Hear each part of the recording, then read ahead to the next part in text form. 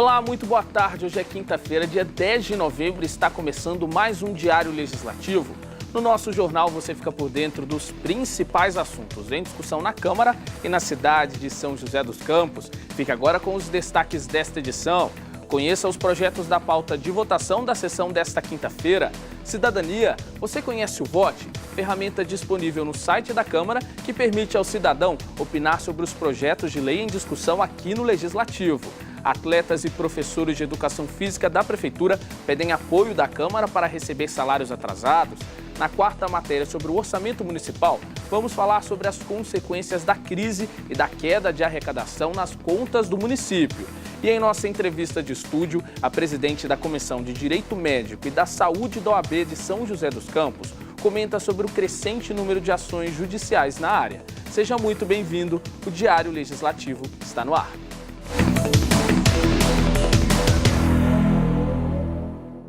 E hoje é dia de sessão plenária aqui na Câmara. Por isso, nós apresentamos para você um resumo dos principais projetos que estão na pauta de votação desta quinta-feira. Acompanhe. Está na pauta de votação desta quinta-feira um projeto de decreto legislativo que concede a medalha Mérito Esportivo Ubiratã Pereira Maciel a Arthur Hashimoto Inoue. O judoca e educador físico foi treinador de atletas da cidade e criou um sistema de treinamento funcional para cadeirantes. O autor da proposta é o vereador professor Calazans Camargo. Também serão votadas correções nos textos de 2 projetos aprovados na semana passada. O que institui a notificação compulsória de violência contra a mulher nos serviços de saúde públicos e privados e o que permite a servidores municipais mudar o horário de entrada e saída do trabalho para poder levar e buscar filhos na creche. A pauta completa você confere no site da Câmara no link Sessões Plenárias. Lembrando que a TV Câmara transmite a sessão de hoje ao vivo a partir das 5h30 da tarde. E a situação do esporte em São José tem sido motivo de muitos debates aqui na Câmara por conta de atrasos no pagamento de salários de professores de educação física e atletas da cidade. Como forma de tentar resolver o impasse, o grupo busca o apoio dos vereadores. Confira na reportagem. A cobrança dos atletas e profissionais de educação física que lotaram a galeria da Câmara era quanto ao pagamento de salários atrasados. A classe alega que está há 2 meses sem receber, situação que preocupa o Cristiano, jogador de vôlei. Esse valor me ajuda a comprar materiais esportivos para meus treinamentos, suplementos, até pagar algumas contas também, a mandar dinheiro para minha família também. É importante isso para mim, para todos nós atletas. Essa não é a primeira vez que o grupo protesta na Câmara Municipal. Uma comissão que representa a categoria já se reuniu com os vereadores nas últimas semanas, em busca de uma solução para o impasse. Como já especificaram para a gente que é um problema executivo e a única forma da gente ir atrás da resposta do executivo é atrás dos vereadores, que é a forma de fiscalizar o que está acontecendo lá em cima. Tanto que o executivo não quer receber a gente para dar explicação. Então, atrás dos vereadores que a gente está tentando reivindicar isso e ir atrás de respostas, o porquê que o executivo está fazendo isso com a gente, né? No plenário da Câmara, os vereadores alegaram que o pagamento de um dos meses atrasados já havia sido efetuado pela Prefeitura, mas a quitação do 2º mês ainda não teria data definida. As receitas e mesmo a situação das despesas em relação ao aprovado no orçamento, elas não estão correspondendo àquilo que a gente aprovou aqui na Câmara Municipal o ano passado, no final de 2015. Principalmente a questão das receitas e também a questão das despesas. Isso muitas vezes tem fatores do próprio município, mas principalmente em função de fatores relacionados à atividade econômica do Brasil, que impacta a questão de receita de ICMS, que impacta uma série de outros fatores. A Câmara ela tem sido aqui uma caixa de ressonância dessas demandas, especialmente dos servidores, especialmente daqueles que prestam serviço à Prefeitura, e que e tenho certeza que a imensa maioria aqui dos vereadores tem tentado, ora conversar com a Prefeitura, ora tentar lá na Secretaria de Fazenda, achar caminhos para tentar solucionar ou tentar agilizar esses pagamentos. Como alternativa para evitar o problema, o vereador Shakespeare Carvalho, presidente da Câmara, propôs a apresentação de uma emenda ao orçamento para carimbar a verba destinada às atividades esportivas da cidade. Dessa forma, o recurso ficaria garantido no próximo ano. A Câmara Municipal sempre está aberta a essa porta de diálogo. Mas a gente sabe que é o Poder Executivo que realiza toda a organização orçamentária para pagar e tem que ter toda essa programação. A gente está fazendo, na verdade, uma intermediação e cobrando aquilo que é a obrigação deles de pagar a todos os que prestam um excelente serviço já para a cidade de São José dos Campos. E no próximo bloco você acompanha a nossa entrevista com a presidente da Comissão de Direito Médico e da Saúde da OAB sobre o aumento das ações judiciais na área. É daqui a pouco.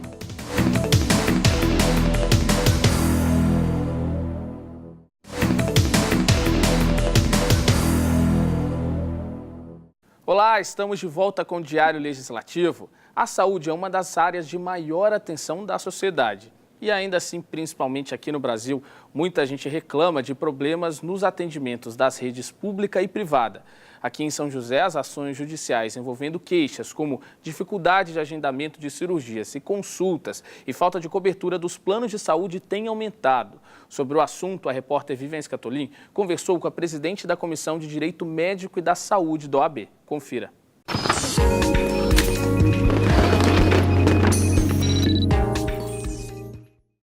Olá! O crescente número de ações judiciais na área da saúde é o nosso tema de hoje. E eu converso com a advogada Sandra Franco. Ela é doutoranda em saúde pública e presidente da Comissão de Direito Médico e da Saúde da OAB de São José dos Campos. Obrigada pela presença, viu, doutora? Eu agradeço pelo convite. Bom, a gente tem um dado, do Ministério da Saúde de que os gastos do poder público em âmbito federal com ações na justiça saltaram de 122 milhões em 2010 para uma projeção de 1,6 bilhão em 2016. Então, a que se deve esse salto, né? Quais são as principais demandas? O que acontece? Primeiro que quando nós pensamos em saúde, temos de entender que a saúde no Brasil é um direito constitucional e em relação ao SUS é um direito universal e integral. Isso quer dizer o quê? Que a saúde ela envolve não só o assistencialismo, então aquele paciente que é atendido num hospital, mas também o direito à terapêutica, que é o medicamento, né? Não só o medicamento, mas muitas vezes o home care, né? Que há pacientes que não precisam ficar hospitalizados, mas eles podem ter uma vida melhor, inclusive, na própria casa, desde que com um aparato próximo ao do meio hospitalar. Que é caro. É muito caro, né? Então, esse direito, o reconhecimento desse direito faz com que as pessoas busquem mais o judiciário e, como eu falei, é um direito constitucional, a saúde ela tem de ser fornecida de forma integral e universal. Os juízes acatam aqueles pedidos dos pacientes e optam pelo deferimento, principalmente de liminares, né? A gente pode dizer se tem mais casos de pessoas reclamando ou pedindo pela cobertura do plano de saúde, ou mais o caso de medicamento de alto custo? Ou os dois acontecem? Dá para ter uma predominância? Nós temos as duas situações, né? Então, pensando de forma, tanto na saúde no sistema privado como no sistema público, nós temos pedido, por exemplo, no sistema público eu posso ter um pedido não de tratamento, mas de internação imediata. Então, muitas vezes a fila de espera numa cirurgia de certa especialidade, ela é, aspas, furada pelo judiciário. Certo. Então, o judiciário acabou sendo uma porta de acesso para que as pessoas mais rapidamente possam usufruir desse direito à saúde, né? E isso é ruim, porque há pessoas que não têm acesso a advogados. Nem todas as pessoas, elas buscam a defensoria pública para exigirem esse direito. Então, usar o judiciário como uma porta de acesso, nesse aspecto, eu entendo como negativo, né? Os tratamentos mais caros também são buscados no judiciário. Então, mesmo pessoas que possuem condições econômicas, quando se trata de um tratamento de alta complexidade, ela busca o sistema único de saúde. Primeiro porque em alta complexidade o sistema de saúde pública tem os melhores profissionais. E segundo, porque a maioria dos planos de saúde não dá cobertura. Então, essa limitação dos planos de saúde onera o sistema público de saúde.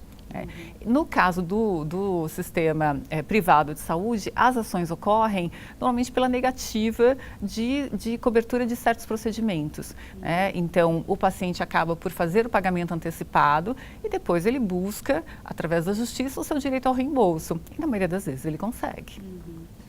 E falando de plano de saúde, a gente tem o dado de que foram mais de 900 mil pessoas que saíram do sistema privado, né, no primeiro semestre.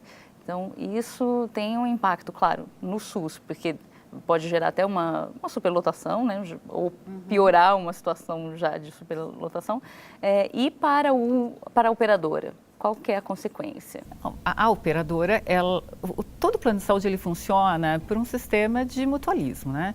Todos pagam um pouco e o que você espera é uma sinistralidade baixa para que seja possível, com aquele mesmo valor de uma mensalidade paga, né, o sistema funcione. Então, eu tenho um X de dinheiro, esse dinheiro ele está diminuindo, né, e o que eu gostaria como empresa operadora de plano de saúde é que eu tivesse o usuário utilizando menos o sistema.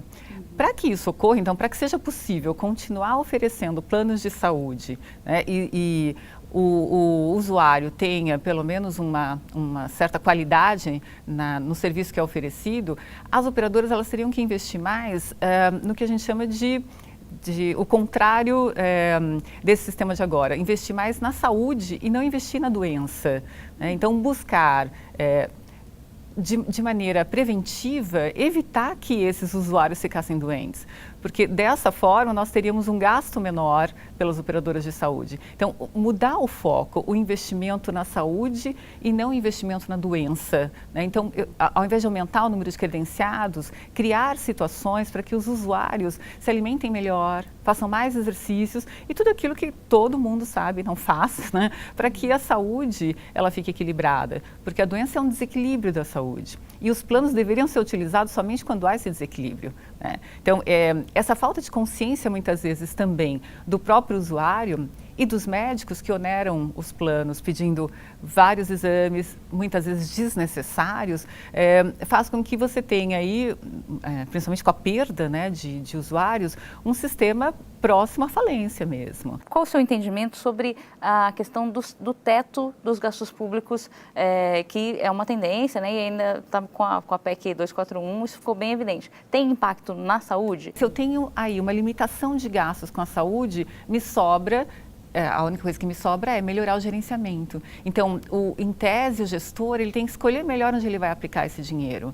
Mas eu, particularmente, não acredito que simplesmente uma lei que limite gastos, ela vai fazer com que o gestor obrigatoriamente escolha melhor onde vai gastar o dinheiro.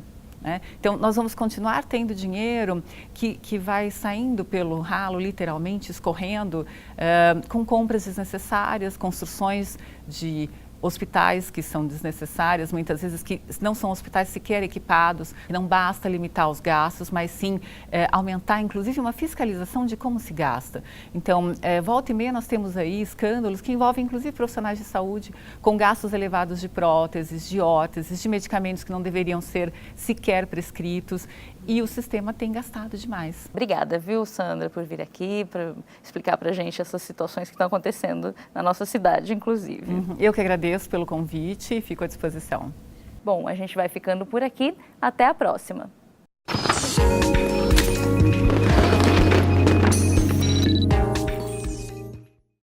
E agora vamos falar sobre o mercado de trabalho. Confira as vagas de emprego disponíveis no PAT de São José dos Campos. É a nossa agenda de serviços.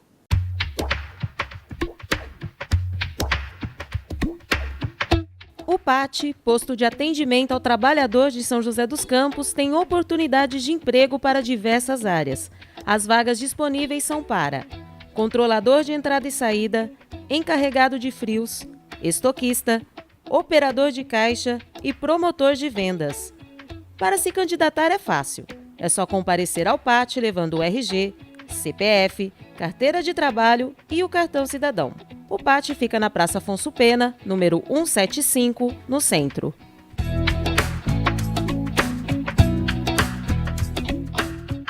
próximo bloco, conheça mais sobre o Vote, ferramenta disponível no site da Câmara para que a população opine sobre os projetos de lei. E ainda você confere nossa quarta reportagem especial sobre o orçamento. Vamos falar sobre crise e queda na arrecadação. A gente volta já.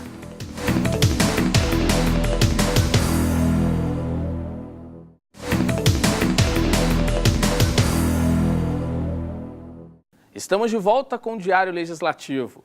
O orçamento de 2017 deve ser votado em breve aqui na Câmara. Por isso, você tem acompanhado durante toda a semana, aqui no Diário, uma série de reportagens especiais sobre o tema. Na quarta matéria, vamos falar como a crise e a falta de arrecadação têm impactado na verba do orçamento e nos investimentos previstos para o ano que vem. No projeto de orçamento para 2017, enviado pela Prefeitura, a previsão é que o caixa seja de cerca de 2 bilhões e 600 milhões de reais no próximo ano. A receita vem de fontes como arrecadação de impostos e também transferências da União e empréstimos. Sem esses empréstimos, o valor do orçamento cairia para 2 bilhões e 361 milhões de reais, valor 1,63% menor do que o de 2016. Se considerarmos a inflação, essa queda chegaria a aproximadamente 10% em relação ao orçamento deste ano. Entre os impostos que compõem o orçamento estão o IPTU, Imposto Predial e Territorial Urbano, pago pelos donos de terrenos, imóveis residenciais e comerciais. O ITBI, Imposto sobre Transação Intervivos de Bens Imóveis, é pago por quem vende um imóvel. E o ISS, Imposto sobre Serviços, pago por empresas e profissionais liberais que têm base no município em função do que recebem de seus clientes. O governo federal ainda transfere aos cofres da cidade o Fundo de Participação dos Municípios, que tem os recursos arrecadados do Imposto de Renda e do IPI, o Imposto sobre Produtos Industrializados. Cabe aos estados transferir para os municípios o repasse do ICMS. O ICMS é um imposto estadual que hoje representa quase 40% do total do orçamento de São José, quase 40%. O ICMS está vinculado diretamente à atividade econômica do município. Então, mais indústrias, mais lojas, mais atividades acontecendo no município, aumenta o ICMS.